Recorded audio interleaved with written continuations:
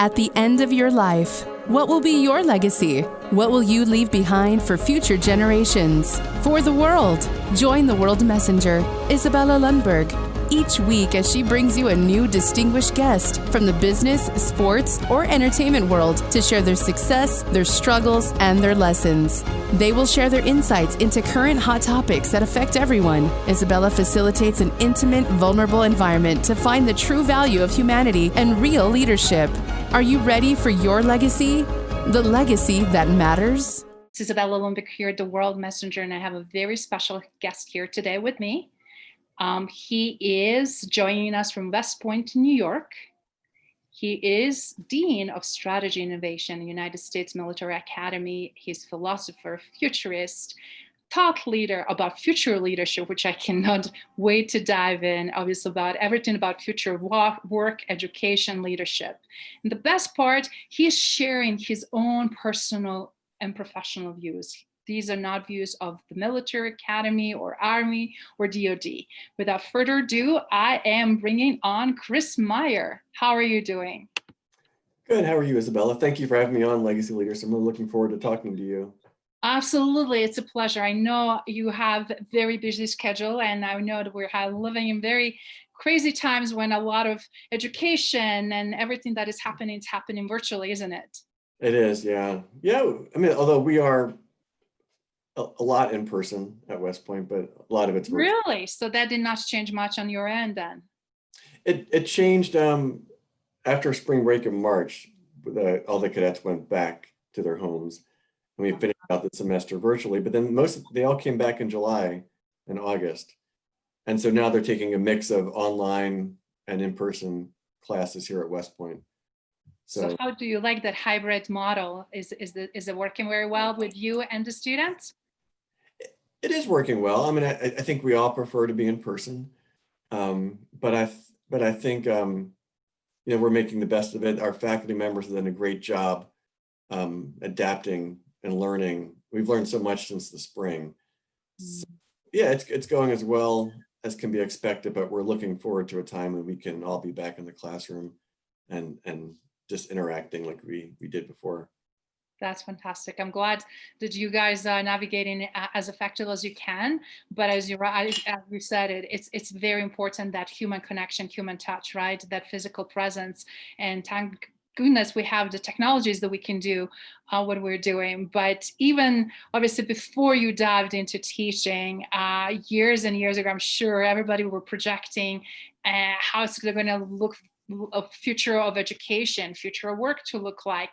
And that future got all of a sudden in front of us very abruptly, forcefully, didn't it? Did. No, everything was accelerated. I don't think we ever imagined we'd be teaching online here at West Point. I mean, part of our distinctive model is small classes, in-person faculty, cadet interactions inside and outside of the classroom. So yeah, and then the remote work as well.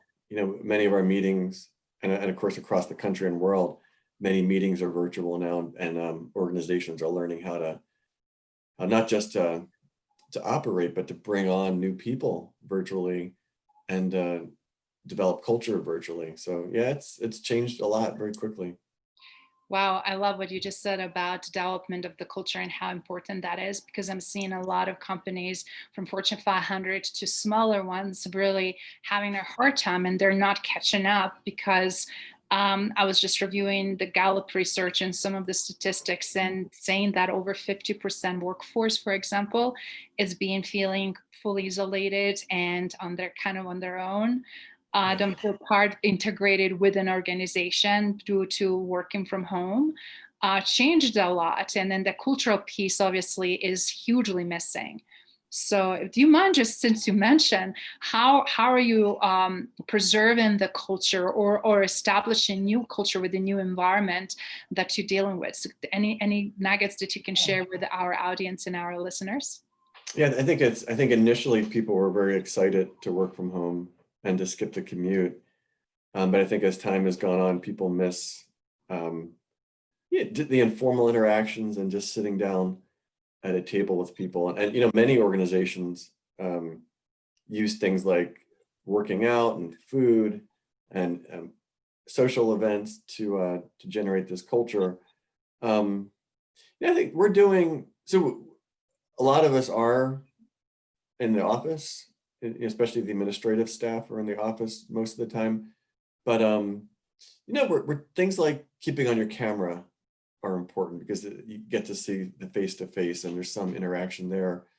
Kind of frequent touch points, not just for work, but how are you doing? How are things? And just the small talk you would have had in the office, I think it's important to do when you're engaging virtually, especially for leaders and those they lead, to follow up with people, especially during these difficult times.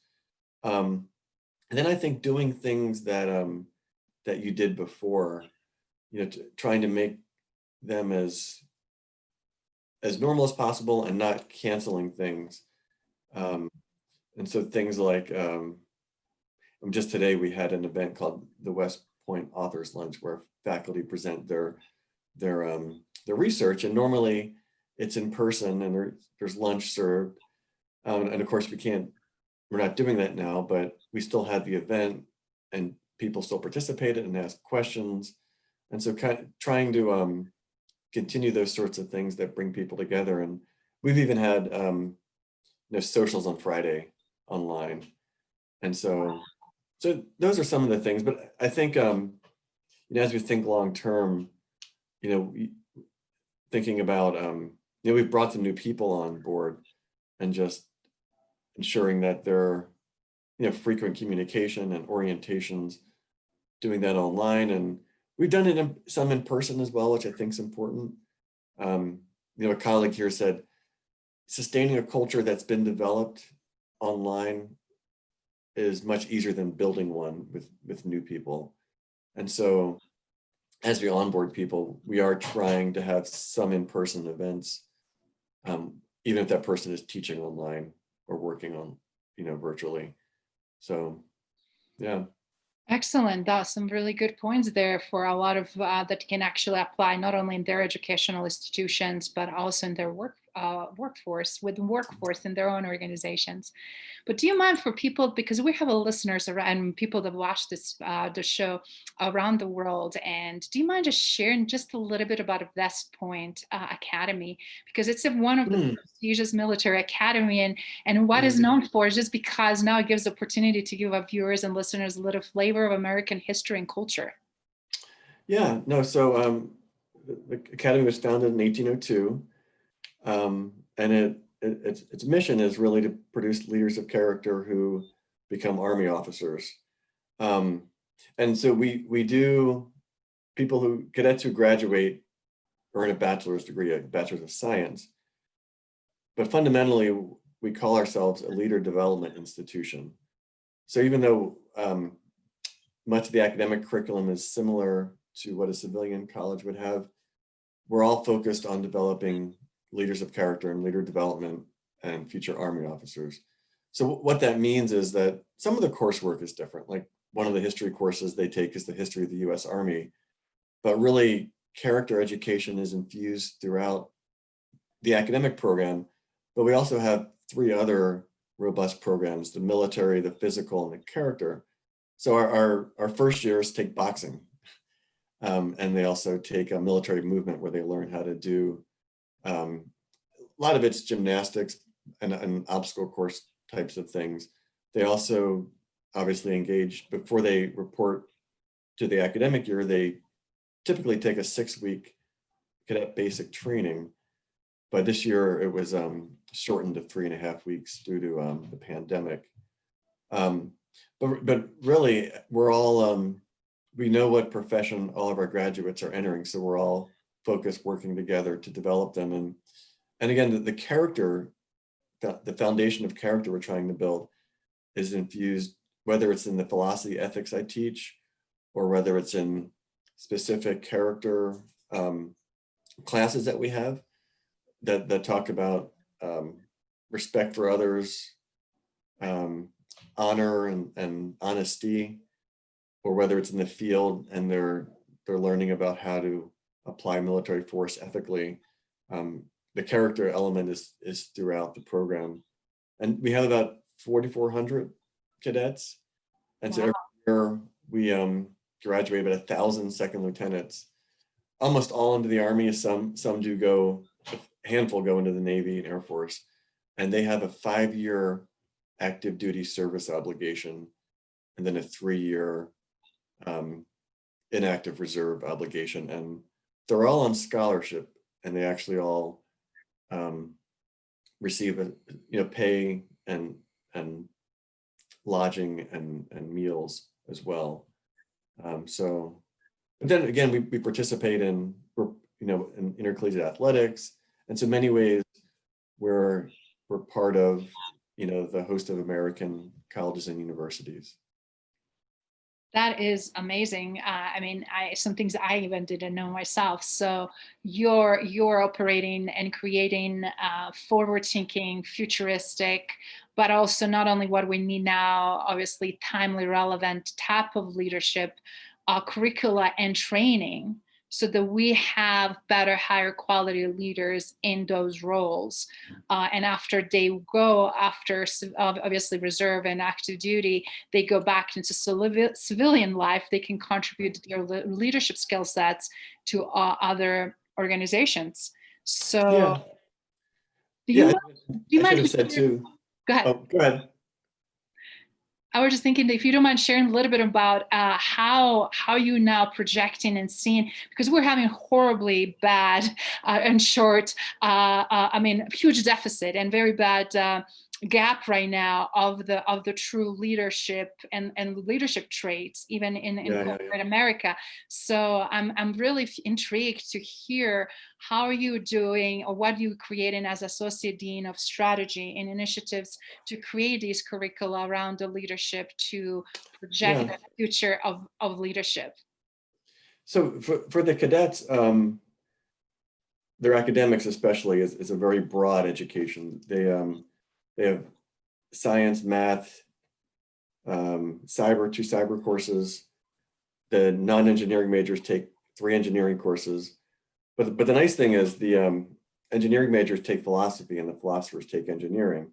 So there's this very solid foundation of liberal arts and STEM courses that form a foundation of of the ability to think broadly about complex issues. And so we think we have a pretty good intellectual model to provide cadets the foundation to grapple with problems, ambiguous problems that we don't really know about now, or that they'll face. But we are, one of the things we're doing, we're calling it Academics 2052, which is our 250th anniversary. We are thinking about what's going to change in the world and what kind of challenges and opportunities will cadets as Army officers need to face. And some of the things that we're thinking about are, like the increased use of automation and artificial intelligence, and the fact that many, and I think a lot of the civilian organizations are thinking about this too, but our leaders, Army leaders, need to be up to date on technology. They don't need to be experts, but they need to understand it. They need to understand when they can trust technology and when they can't, and rely on it to help them make decisions. They need to be fluent with data. But because the automation is performing so many tasks that we used to perform as humans, they really do need to develop their uniquely human characteristics.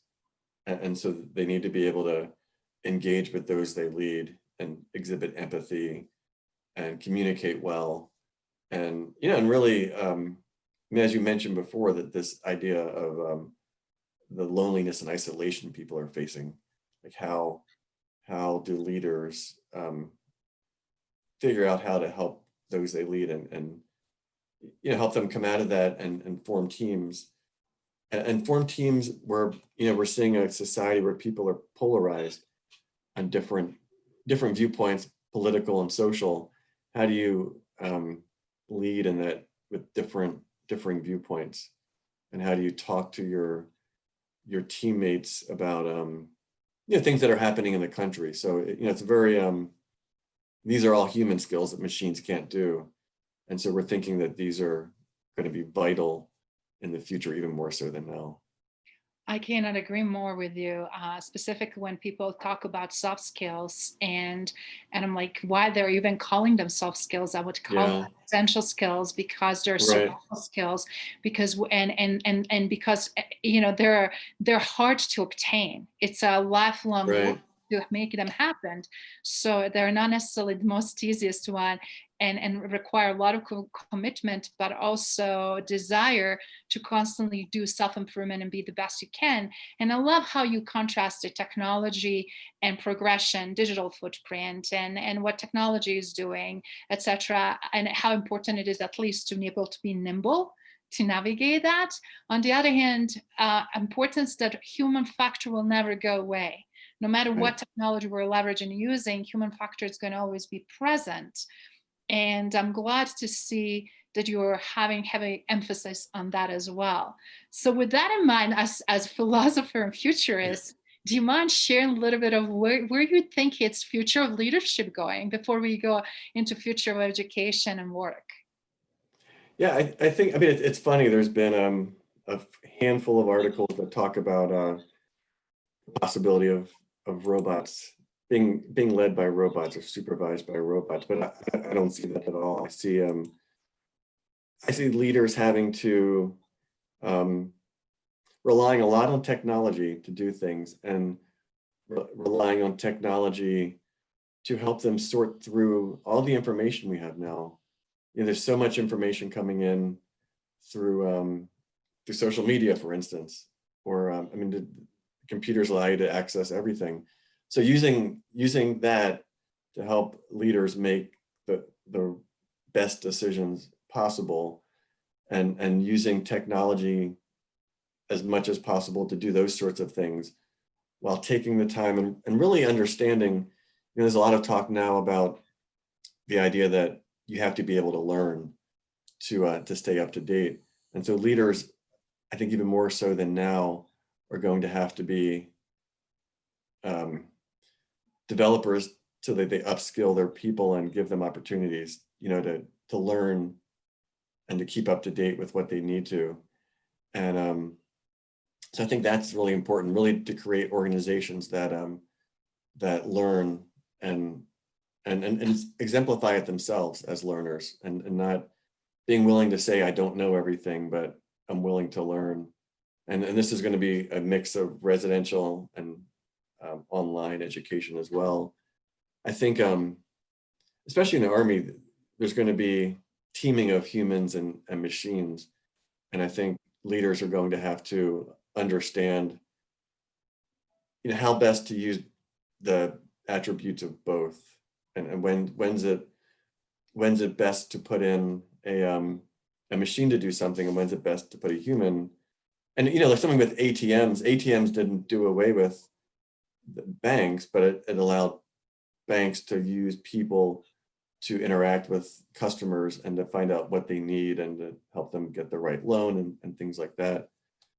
So those are some of the things, but I think it's going to be an even faster pace. Leaders are going to have to be first and foremost learners. I love that, because we are, as a human, evolving on our own individual level, but also, of course, on the professional level. And one of the things, that lifelong learning mentality, it's not just a cliche that I've been hearing for years, but it's must have, Yeah, must do, and then walk the talk, right?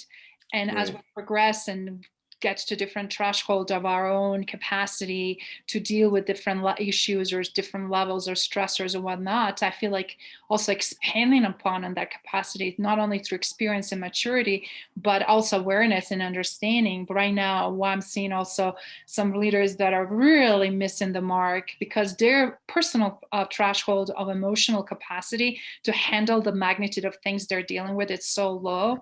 And unfortunately, it doesn't matter how great and skilled they are in other topics, in other areas of their professional side, they're actually bigger threat than actually asset.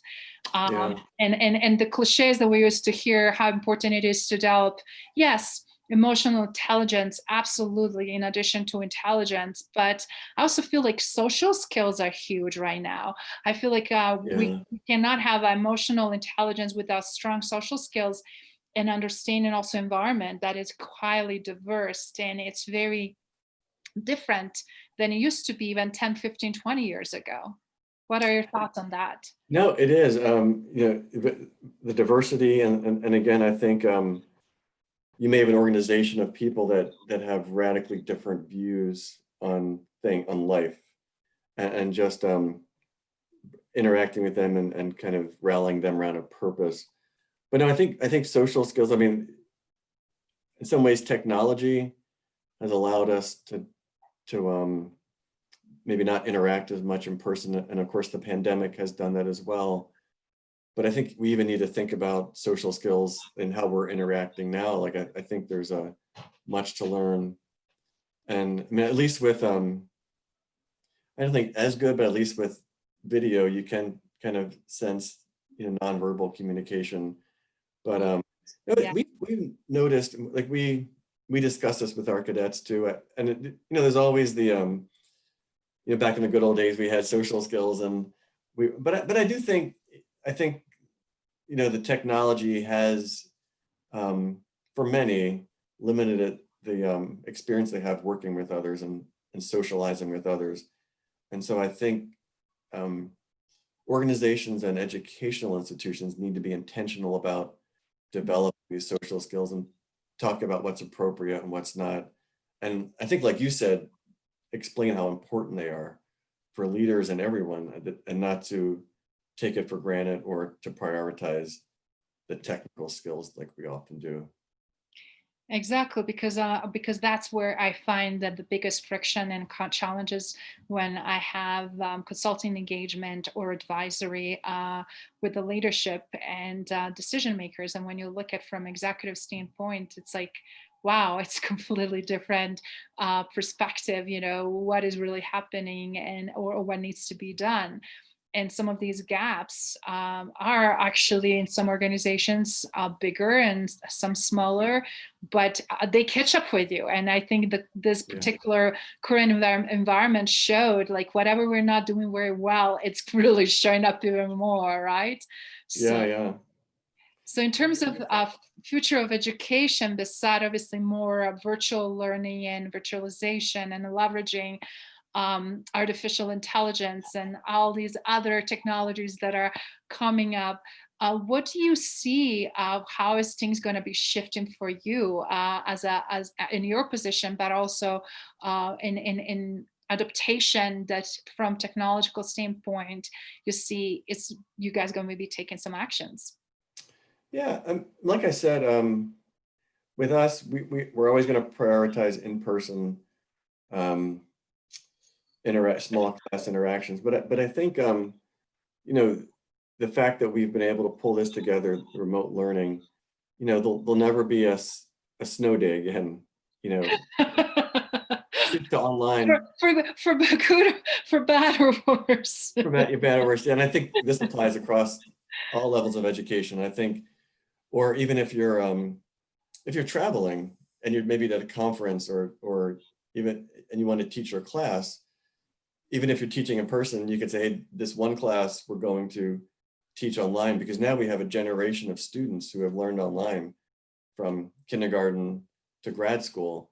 And so I think that's going to open up. I think large lectures may not be in person anymore, or very few will be in person anymore. And I think it does gives a lot more flexibility. Like we've discovered now that not having to bring a guest lecturer to campus, it saves that person time, it saves us cost, and then it also opens up the world really to the classroom, so you can bring in all sorts of experts and at all times, and so that's wonderful. I think you're going to see more connections between classes, but I suspect that I mean, for West Point, we gained so much by having our cadets live together, and there's a cadet chain of command, so that every sophomore is in charge of a first year student.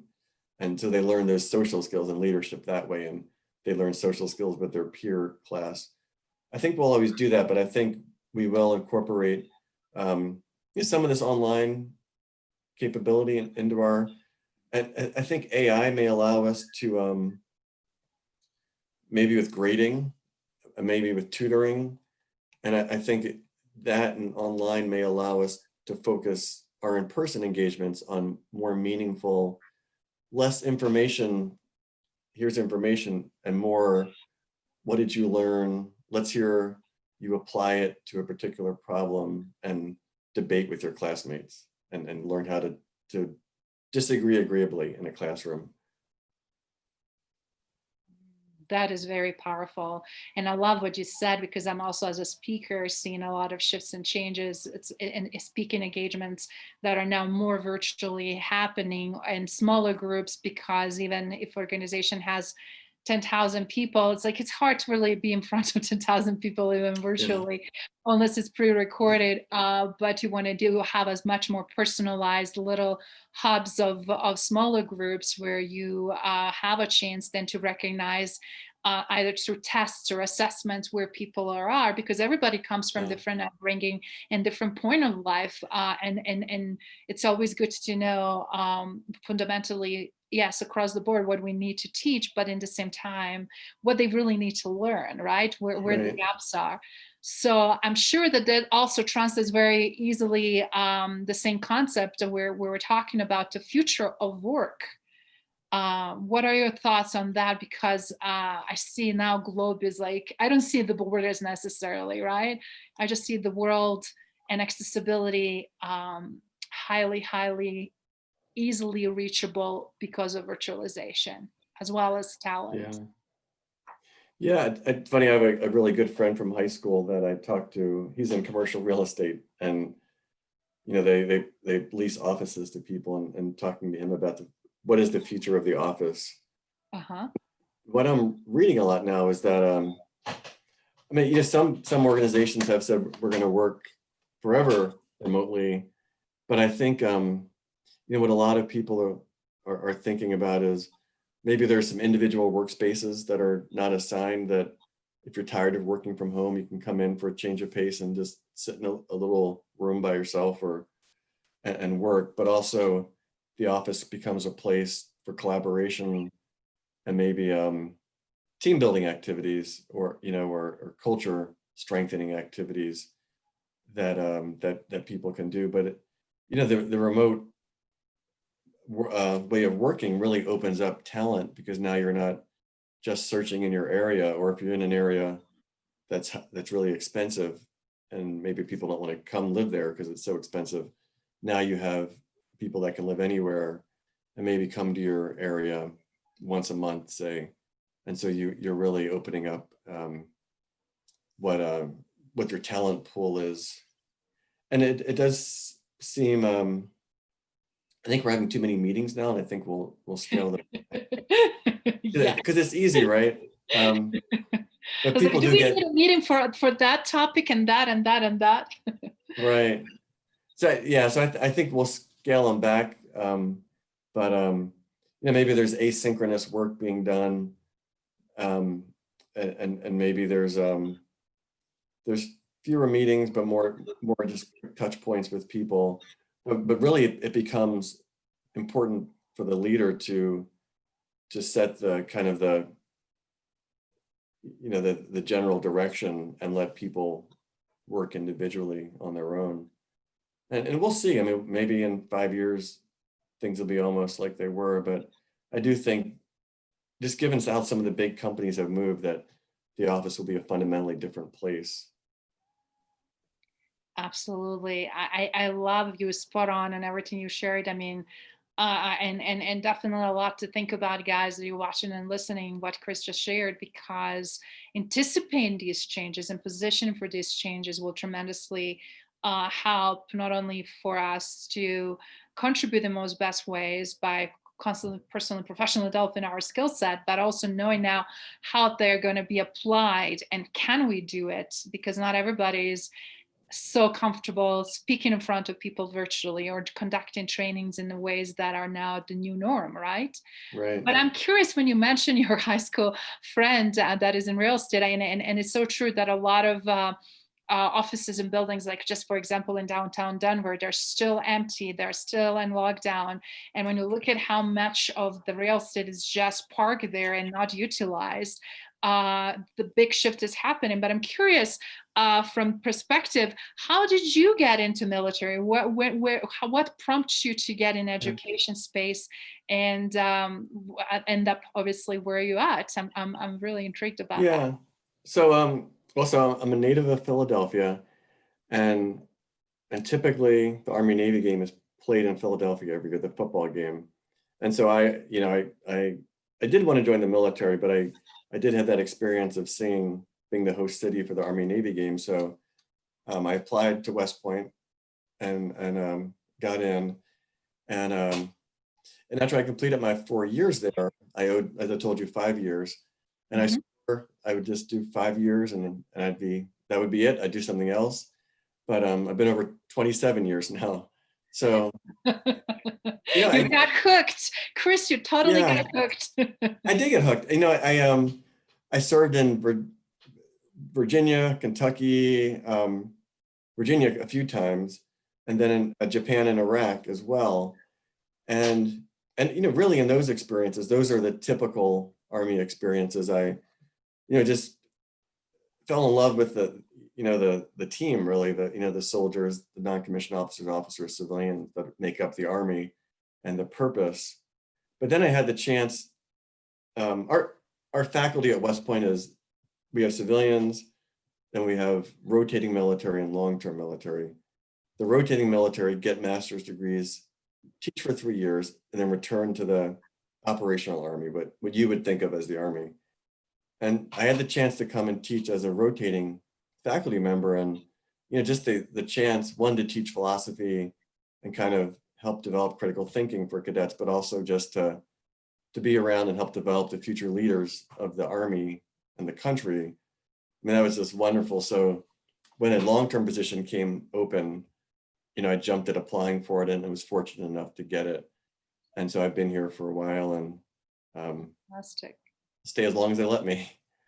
That's fantastic. Obviously, doing a lot of things great to have that level of tenure, but also knowing how competitive that is for our listeners and viewers. I mean, it is just an amazing path for you that turned out to be something that you're very passionate about, and then also with a group of people that are eager to learn. So it's kind of a perfect match in a way, right?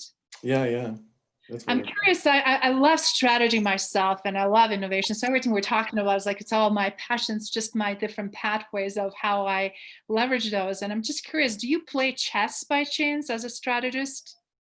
I don't. No, I used to play chess, but no, I don't. I probably should start again. And I'm curious, do you guys use any of virtualization, like simulations in terms of critical thinking and strategic stuff? Because I find that a lot of times when we get either through chess or strategic games, or when we're leveraging multiple branches of the military or chain of command, or too many people in like cooks in the kitchen in a way, it's like, what do you do? What's the best choice and solution? I find this to be very helpful, because reality is like in normal life right now, with the crisis prevention or intervention, just in normal regular business, right, let alone in the military. I found that to be not only very intriguing, but also extremely escalating and progressing the thought process, so that you can really still apply your strategic and critical thinking, but expedite making it faster. Yeah, no, we have a simulation capability, and our military program is actually in the process of like boosting it significantly. So the cadets get in there and do that, and they also take the history of the military art, so they learn wars throughout the past, how people have developed strategy for those. And so I think throughout the curriculum, there's a lot. We have a grand strategy minor, so cadets learn about grand strategy. That is so fascinating. Yeah, and international relations. So there's plenty. But then they also use is it AR or VR? to do counseling with soldiers, imaginary soldiers. So it really ranges. They go from that sort of simulation to there to, looking at World War II, for instance, and the strategy that propelled that. And I love what you said. I believe it's a VR, but at least for some of the things that I know, not related to your school, obviously. But I'm curious, if you don't mind, right now, obviously, with the high PTSD for the ones that are being on active duty, obviously dealing with the cadets that are fresh and brand new, did not get deployed yet, and obviously probably not exhibiting as much of that. But I'm curious, because of such a huge gap in care around the mental health. I'm just curious, regardless of West Point, but in general, do you feel like, from your perspective, we have sufficient conversations around mental health and everything that is associated with that to truly address them in an effective way? We do. So I will say our superintendent, who's our president, has said numerous times that if you ever have a cadet that is a kind of is threatening and, expressing concerning attributes, that your day stops. Like, no matter what you have planned, whether it's briefing him, doing a conference, your day stops and you take care of that cadet. Like, he's crystal clear about our priority. And then our dean also just talks about us. We're voted the most, Peterson votes us the most accessible faculty in the country. But she talks about, it's the thing we're most proud of. But she says it's not just to be accessible, to be approachable. And so she really emphasizes with us and that's what is all about, a thought leadership. I know some leaders that have a position, they have a title, they're not accessible, they're not approachable, they're just not people person, that just don't like, even based on their actions, they don't care so much for others. It's like, how can you be in charge of billions of dollars and hundreds and thousands of people with that attitude? So kudos. That is huge. She mentioned that she walked by a cadet the other day and just things didn't seem right. And she's a very busy person, but she stopped what she was doing and took the cadet to her office and talked. I don't know what happened, but she talked to the cadet. So all of our leaders here are very passionate about that. And we've looked at our counseling services and working on improving those. And then the nice thing about West Point, we have about 800 houses on campus on post. And so I live about 1.5 miles from where the cadets live. And I'll see them run by all the time, morning, afternoon, evening. And so we really are a pretty tight community here, which I think helps them find someone to talk to, whether it's on their a coach or someone that works with their team, a faculty member, or someone who teaches them. So we just try to be approachable and understand what resources are available to help them out. That is brilliant, and that's beautiful, because that's how it should be. And again, kudos for those accomplishments, because right now, looking from not only what's not working and where the gaps are in the leadership side of things, we're seeing, as we mentioned, due to isolation, and also a lot, because my work and line of work, I used to run a nonprofit organization and rehabilitate some of the also post-deployment military veterans, and seeing also now our country going through major shifts and change on so many levels. Need is the all-time high, but I don't know how much truly is the coverage and support there. So it's great to see that preserving the optimal health, not only mentally, intellectual, but physically and emotionally, right? Yeah. It's a way to go for the future of the leadership and the future leaders that will be in charge of those very important operations. So it's very encouraging. Yeah. So do you mind sharing something that you do for fun? Any hobbies, any interests? Yeah, I'm really an outdoors person. So Uh-huh. we're we're always hiking or running or doing. We're fortunate that you can kind of see in the background where I live, but we're fortunate to have miles and miles of trails around West Point, and especially at the height of the pandemic when we really couldn't leave West Point, it was nice to have such a wonderful system of trails and outdoors. And I like to travel, which isn't going so well right now. Um, but I I don't like think to, for anybody. yeah. So so slowing down's been nice, but the fact that we haven't been able to travel either for work or for pleasure, is always something I'd like to see get a little better. Yeah. Hopefully that will change soon. I definitely feel the same way. It's like what happened last year versus this year? It's like I can't believe it. 9-day difference. But Right. with all these great accomplishments and everything, what is still in bucket list for you, Chris? And what would you like to your legacy to be about? Because it seems like you already have so much accomplished and it's already there, but something always keep us pushing forward. And I'm curious what that is for you.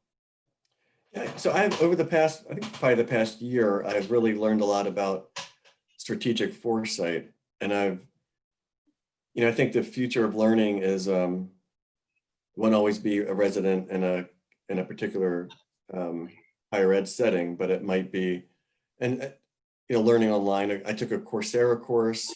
I did go to a university for a week-long program, but I did a bunch of different things and read, and so I'm really fascinated with the area of strategic foresight, and kind of the futurist endeavor. And so kind of a goal I have the next 10, 20 years is to help others think more systematically about the future and use what they learn about possible futures to help them better prepare and plan for today. I think many are short-sighted and go for short-term gains, and others I think just don't have the framework to think that way about the future. But strategic foresight does offer a systematic way of thinking about it. In some cases, developing scenarios about possible futures, and then thinking about what are we doing today and what can we do tomorrow that can make us better prepared for these futures. And then also, and this is where philosophy comes in, what is our preferred future? Like, what do we want, and what are we working towards? Yeah, and co-create together. That is Yes. so Yeah, yeah. powerful. Specifically when we look at it from a global point, right? It's like we're so now more than ever interconnected, and we cannot just say this is what happens in the US or North America, but how is this going to really impact other countries and what's going to happen the rest of the world? Right. So We I do. think also that global view and globalization is essential with that. Yeah, and I like what you said. It's got to be a collective effort, whether it's your organization. It can't just be one person, a lonely futurist sitting, coming up with a plan and handing it to people. It's got to be people working together, thinking through this, and then, yeah, yeah, everything's connected now, as we see with the pandemic and other things as well. Wow, it's been absolutely amazing uh, power hour almost with you, Chris, and a lot of great information here. So, do you mind just sharing in closing something that you would like to leave audience and listeners with, something tangible, applicable, based on again your futuristic approach and innovation and everything that you've seen happen in either for future leadership or education or work or all three? Yeah, no, I think, and I think you had it right about not calling them soft skills, whether essential skills or uniquely human skills. But I think I'd say just don't neglect those, especially for leaders, and be intentional about, even if you're older and well along in your career, be intentional about developing yourself in those areas. And then also keep learning and continue to learn, be a role model for others, but also for your own sake, keep learning. And then just learn how to think systematically about the future and just look long term and think about the impact you're having now and how you can head to that preferred future. That is brilliant. That is brilliant. I have to say again, thank you so much for giving us a chance to talk to you. Thank you, And Isabel. absolutely. And how people can get hold of you. And I'm just curious because what you just mentioned requires something to be either blueprint and something in writing in terms of I publish a book or maybe a journal or something around that could be also publicly available outside of this point.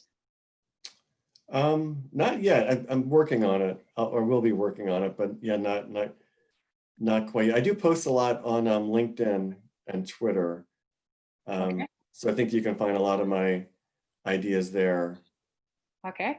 I've done a couple things. I've written something on strategic leadership, and if people write me on LinkedIn, I can send them that article and others as well. Okay, fantastic. Then we'll share that information, and then I'll looking forward to see how things are progressing. Then we'll circle back soon. Okay. Thank you, Isabella. Have a great week.